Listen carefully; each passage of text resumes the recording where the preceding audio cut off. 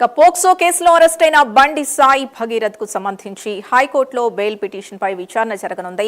పోలీసులు తమ కౌంటర్ దాఖలు చేయగా బాధితురాలి తరపు న్యాయవాది వాదనలు వినిపించేందుకు సమయం కోరారు. దీంతో విచారణ నేటికి వాయిదా పడింది. హైదరాబాద్ శివార్లలోని ఓ ఫామ్ హౌస్ లో మైనర్ బాలికపై లైంగిక వేధింపులకు పాల్పడిన ఆరోపణలు బండి భగీరథ్ పై ఉన్నాయి. మే 16న అతన్ని అరెస్ట్ చేసి చెర్లపల్లి జైలుకు పంపారు. ఇంజనీరింగ్ పరీక్షల కోసం మధ్యంతర బెయిల్ పొందిన భగీరథ్ ఆ గడువు ముగియడంతో జూన్ 26న తిరిగి జైలు వెళ్ళాడు. ఇక మరింత సమాచారం మా కరెస్పాండెంట్ హరికృష్ణ అందిస్తారు.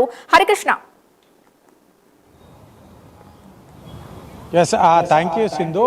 ఏదైతే పోక్సో కేసులో నిందితుడిగా ఉన్న బండి భగీరథ్ సంబంధించి బెయిల్ ఇవ్వాలంటూ కూడా కోర్టులో పిటిషన్ దాఖలు చేయడం జరిగింది. అయితే ప్రస్తుతం కాసేపట్లో బెంచ్ పైకి కూడా ఈ యొక్క పిటిషన్ అనేది రానుంది. అయితే ఇప్పటికే అటు మధ్యంతర బెయిల్కి సంబంధించి నేను విద్యార్థిగా ఉన్నాను, మధ్యంతర బెయిల్ మంజూరు చేయాలి, పరీక్షలు రాసేందుకు నాకు అవకాశం ఇవ్వాలంటూ కూడా ఇప్పటికే బండి భగీరథ్ కోర్టును పిటిషన్ దాఖలు చేసిన నేపథ్యంలో కూడా వారం రోజుల పాటు ఈ యొక్క నిందితుడికి బెయిల్ మంజూరు చేయడం జరిగింది. వారం రోజుల గడువు ముగిసిన తర్వాత అరెస్ట్ చేసి తిరిగి చెర్లపల్లి జైలుకు పంపించడం. అయితే ఈ నేపథ్యంలోనే పూర్తి స్థాయిలో బెయిల్ ఇవ్వాలని చెప్పేసి కూడా ఈరోజు కోర్టుకు పిటిషన్ దాఖలు చేసుకున్న నేపథ్యం అయితే ఉంది.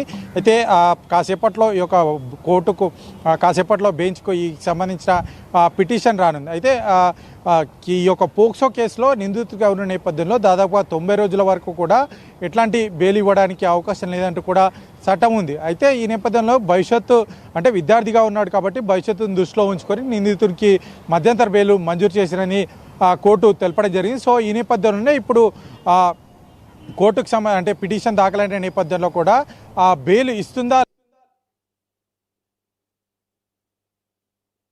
అయితే పూర్తి స్థాయిలో ఈ యొక్క బెయిల్ మంజూరు చేయాలని చెప్పేసి బండి భగీరథ్ తరపున న్యాయవాదులు ఈ యొక్క న్యాయమూర్తికి తమ వాదనలు అయితే వినిపించనున్నారు. అయితే కోర్టు దీనిపైన ఎట్లాంటి నిర్ణయం తీసుకుంటుంది అనే దానిపైన మరి కాసేపట్లో స్పష్టత వచ్చే అవకాశం అయితే ఉంది.